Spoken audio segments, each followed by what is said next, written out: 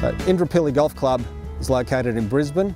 It's an all warm season grass golf course, so we have couch grass from tee to green. Well, this is the spot where the floodwaters came in earlier this year, so we did a little bit of work since then to build up the level of the bank here. A little bit of landscape work, still a little bit new and settling in, but what it's in effect going to do is actually, if that ever happens again, we're able to at least stop the floodwaters sort of getting into the course this way, and basically it just sort of went down there. It was a pretty slow and quiet event. It was quite sunny, and sort of it was in here for 2 hours, and 2 or 3 hours it went back out again, but in the meantime it sort of dropped a lot of debris and mud on the course, and it probably took us a good month to clean up, sort of thing. About 2 months after the flood, where we had a lot of seepage coming out of the hill there, and so I had to install quite a lot of drainage into this fairway, and we did a lot of reshaping of the fairway. It used to be kind of like a big half pipe, so it's got a lot more character to it now, and since then I've taken out 20 or so of the tipuana trees, which are a problem for us here. You know, they're like a big weed. They were planted back in the day when they were fast growing, and you know, they sort of provided a corridor, but since then we've opened the river up a great deal, and the members certainly appreciate the views. You know, you can get across from the course out onto the river and so on. So what's the overall cost or the impact that the floods have had? We can put a dollar term on that. There was about 1.2 million it cost us, and of which, you know, almost half was in contractor fees to get all the water, all the mud off the course with you know, posi tracks and excavators and trucks and the like.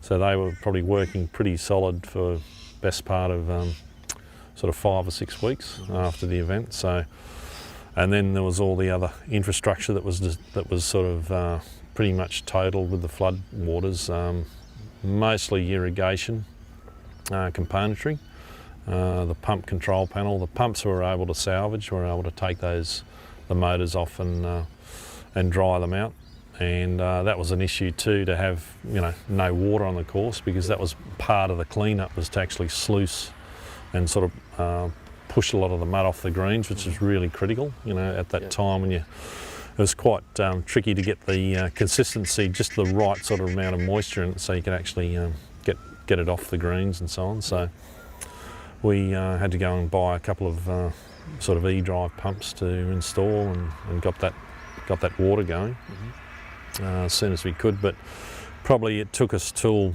probably middle of the year before we had all the irrigation sort of back running, sort of pretty well close to 100%. And yeah, we've since now have a system where pretty much everything's sort of plug and play, if you like. We can unplug things quick, couple of bolts, winch them up, get them out of the way, put them on the back of a ute, trailers, whatever, and pull them up to higher ground. So within, you know, sort of half a morning we can remove a dozen satellites, pump control panels if I need to, and several other installations where we've got pumps and control panels. This is an area that you know, historically has been our storage for the course for the last 25 years or more, since it was originally constructed. There's a treatment plant across the other side of the Brisbane River, probably about 1 kilometre from here, and it provides us with around about 1 meg, if we're lucky, every night. Unfortunately, we're using probably 1.5 meg every night, you know, particularly now when it's dry. And that's fairly lean sort of usage as well, but it does drop, you know, roughly about that amount, 0.5 meg every sort of 24 hours. So we're playing catch up, and that only happens when it rains, and we haven't had any decent rain now for probably 10 weeks. Yes. So you can almost see there's 50 megs there that's pretty much evaporated and gone. The quality comes across, it's reasonably good. We do suffer sometimes with algal blooms and that sort of thing. Sometimes the blue-green one is the one we've got to watch out from a sort of public health point of view. But by and large, generally we don't have too many issues. We haven't had any real insect or midge problems for quite a while.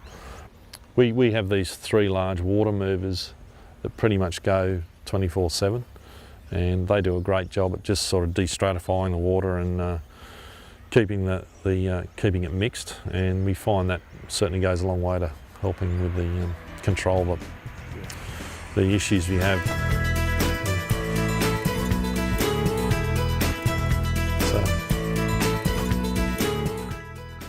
The program we're looking at in terms of managing the grasses on the golf course is designed specifically for couch grass. And with the putting greens and couch grass, it's the root diseases which become the greatest concern. So we're looking at a program where we're incorporating some of the Bayer Stress Guard technology along with Dedicate. Dedicate's a very good fungicide for the root diseases.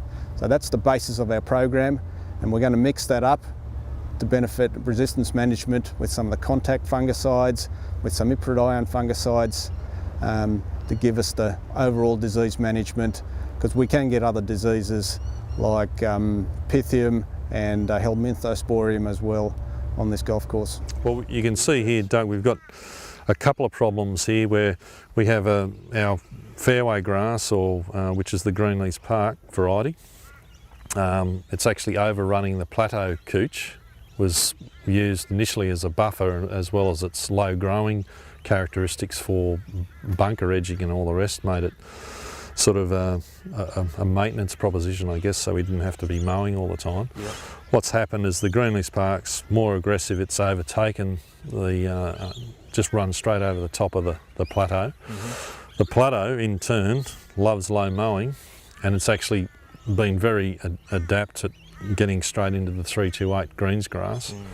So we've got a problem where it's not competing where we needed it to, and it's actually out competing the greens grass because of its low mowing characteristics. So in the end we're left with sort of a situation where we have to actually plug this grass out, cut it out and remove it, and replace it with the desired species. Well, you can see here, Doug, this is the Adam Edger, and it's basically drawing a line in the sand, it's given us an area to work to. So anything this side we're going to try and clean up, and this side we'll try and keep the encroachment from coming in.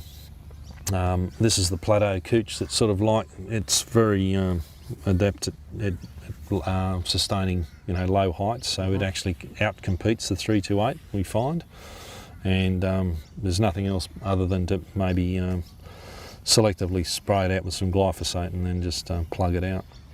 But unfortunately on this side of the line it's not competing with the Greenleaf Park and the wintergreen couch, and it's actually overtaking the plateau, and so it's not doing its job out there, and it's actually doing too good a job here.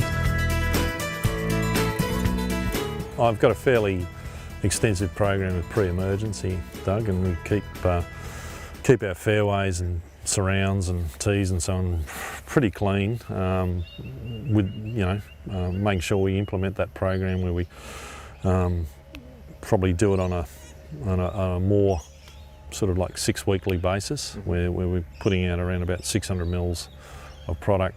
I'm using dithiopyr this year, but I've sort of rotate that around with Barricade and some of the other products that are out there, which is nice. But we find we get good control of that. Any of the rogue large plants that do sort of sneak through, we end up spraying over the top of that post with Tribute and like products, and we seem to keep it under control that way. Wireweed's another issue. It's sort of pretty endemic here around Brisbane and so on. It grows and it's not really suited to golf courses. It doesn't really present very well as a rough grass and looks really untidy in closely mown areas. So generally there's a couple of techniques I've used over the years that have seemed to prove reasonably effective. One's basically just to shave. You shave the area on large scale areas, in which case we just either, the couch will either regenerate itself. We find we can control areas like that pretty well. and then just a lot of follow up with wick wiping and spot spraying with glyphosate. And in the more out areas, probably in the in the roughs, in the trees and so on, we've sort of implemented the last probably 4 or 5 years a total spray out sort of regime where a lot of that weed seed bank, I suppose, is being diminished, and we do find that there's less incidents where we have outbursts of new fresh love grass, or as it used to be called, wireweed, coming up through in our turf areas. So there's a bit of a bonus there. We're actually helping us to keep these areas clean, but generally those two weeds, and to a lesser extent a bit of summer grass, are our major problems.